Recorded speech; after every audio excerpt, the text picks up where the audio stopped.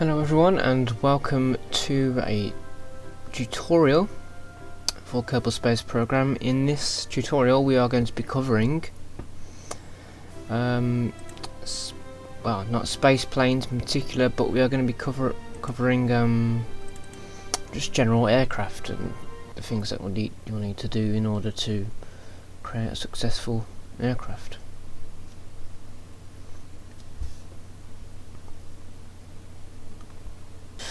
Right, so first things first, when you're going to be building an aircraft, you're going to be wondering where you want to build this. Now, you have two options.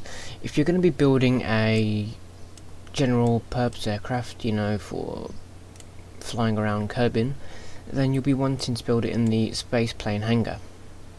Although, if you want a space plane, which will be able to launch like a space shuttle or something similar, then you'll want to build it perhaps in the vehicle assembly building.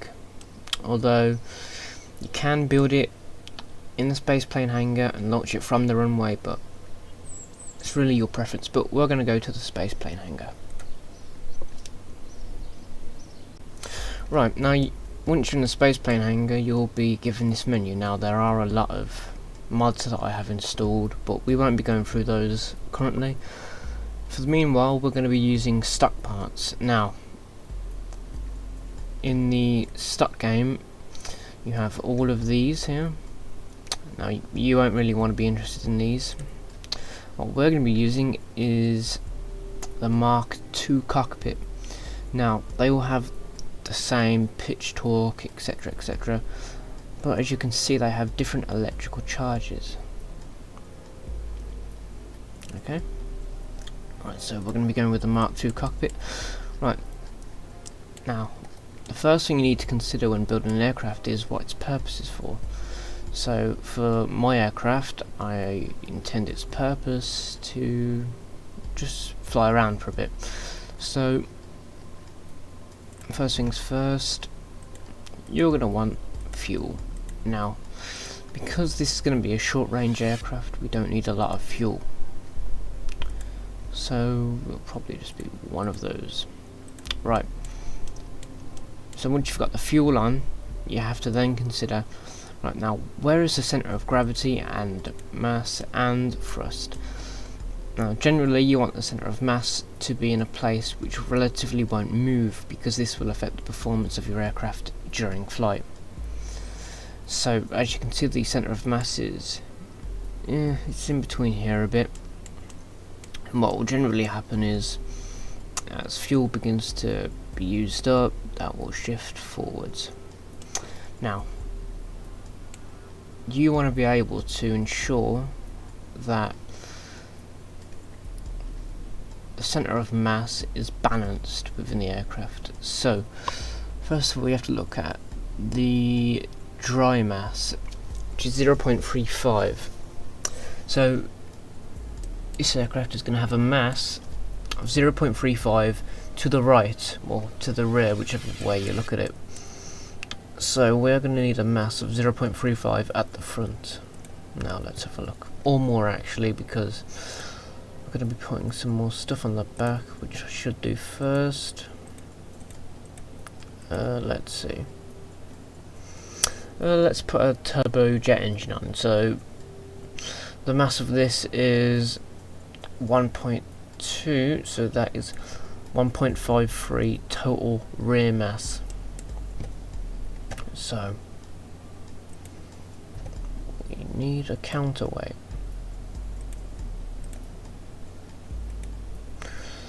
Now it's always a good idea to have this. Now this is 0.08, so it's not going to affect the mass much, but it's always good to have an SAS unit on an aircraft. Second thing we want is structural.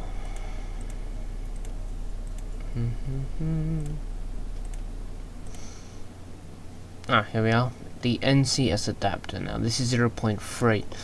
Now this and this together will balance the weight of the empty fuel tank. Now, to accommodate the engine, what you're going to need is some... Where is it?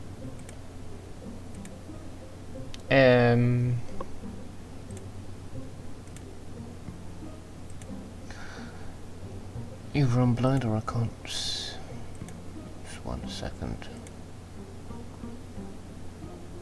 Alright, I'm being an idiot. It's in aerodynamics. What you need is some air intakes now. These are useful in the case of, well, literally powering the engine, because air-breathing engines need air. And these fuel tanks don't contain any oxidizer. They just contain, well, they contain fuel. So you always need at least 1, preferably 2 air intakes per engine to give it enough oxygen to breathe. Alright, so once you've got that now, let's see, how heavy are these? Wrong section again. Alright, now these are 0.01. So again, they won't contribute much to the mass. So let's move them forward a bit. Okay. Now what we're going to need is a tail rudder. Now, in all fairness, you can use anything for this. It doesn't really have to have a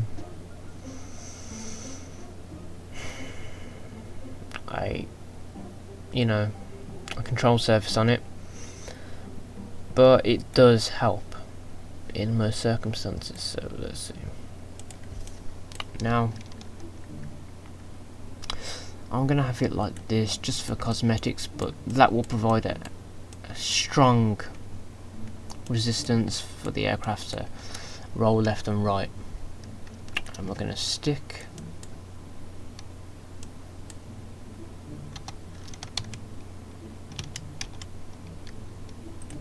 as control surface on.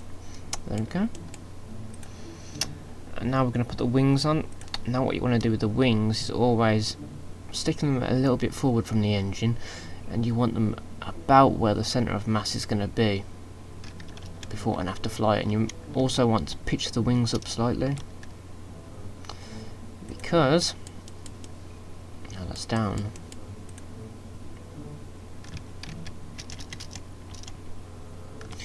Right, you want to pitch them up slightly because this acts as sort of a cradle motion, whereas the aircraft's flying, it will preferably not want to roll out, so it will be much easier to keep level flight.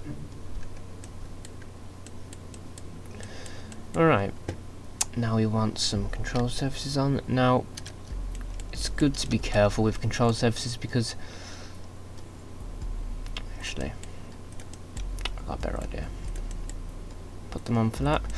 Alright, now you want to be careful with control surfaces because, remember, the more you have, the more sensitive the aircraft's going to be, and that's not always good. So let's pitch that up a bit. There we go. Actually, it's a bit too much. Now, if I was to put a large one in here, when you'd press Q or E, your roll keys, this would literally just spin hysterically badly.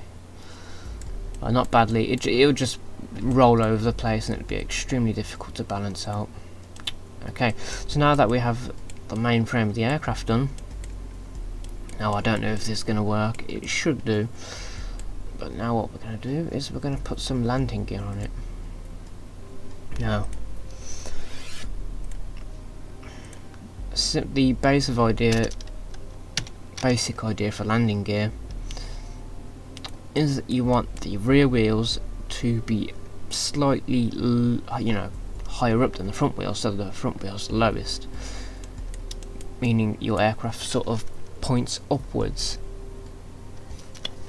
when taking off. Although you can have them flat, it just makes it a bit more tedious and difficult to take off if you're a novice. Okay, so we have that. Now, I think we have too much mass at the back. So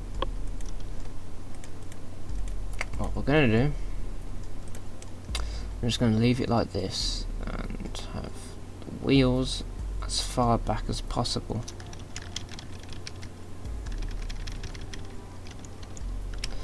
Like so.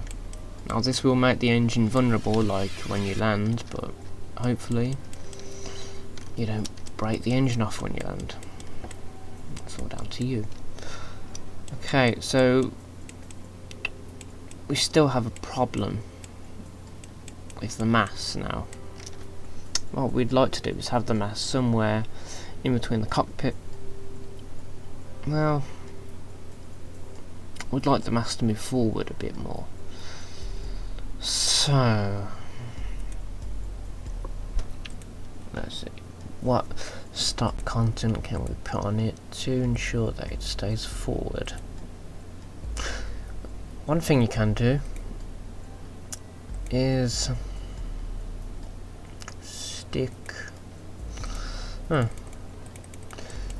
put more air intakes onto the front, because the more air intakes you get, technically the higher you can go, because you can scoop more air up and keep the engine running at higher altitudes. Right, let's have a look.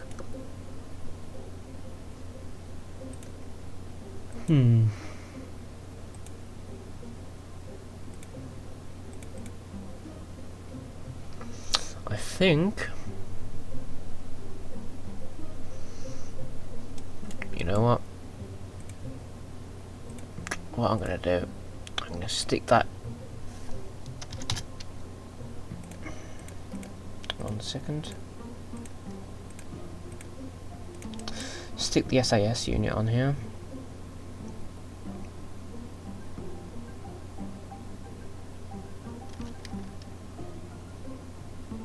And that will provide some forward weight and stability during flight. Okay, so we're going to name this Test Aircraft 1. Okay, so I'll see you on the runway. Okay, so now that we're on the runway and everything's just loading up, we have Orbulus Kerman. Okay. Now, let's just put the brakes on. Now, since the most recent patch, well, update, I think was version 0.21. No, it's 0.21. Now, when you use your SAS, the aircraft will actually sort of use a pitch motion, and well, not a pitch motion, but when you pitch up, let's say, your aircraft won't like literally flap about like this trying to control itself. It will slowly adjust the flaps in order to level out the aircraft. Okay, so let's power up slowly. Alright, just put full whack. Brakes off. Here we go.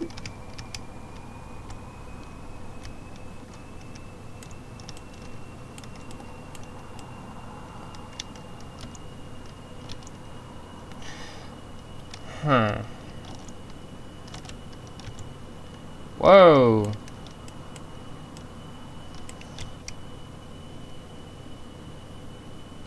Alright, apparently I underestimated the flight system, but as you can see, if I turn that off,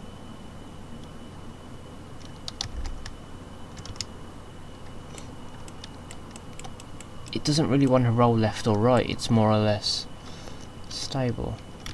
Let's turn that down, that's a bit too much. And see what I mean with the roll?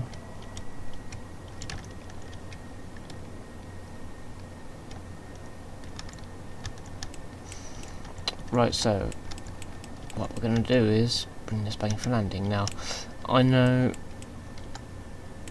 that this isn't the most perfect aircraft, but it's just an example aircraft to show you the very basics.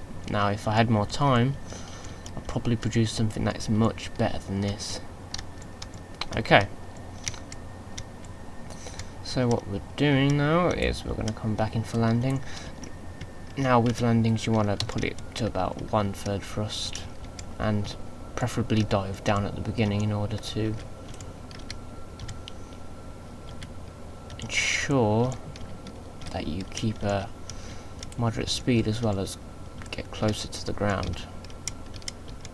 Well, this is going to be a pretty tricky landing since this aircraft's not really balanced well as a centre of lifts preferably to the it's to the centre of the aircraft, but the mass is towards the rear, which causes a lot of problems down the line. Now, I think this aircraft will be alright gliding the rest of the way, but we'll have to see.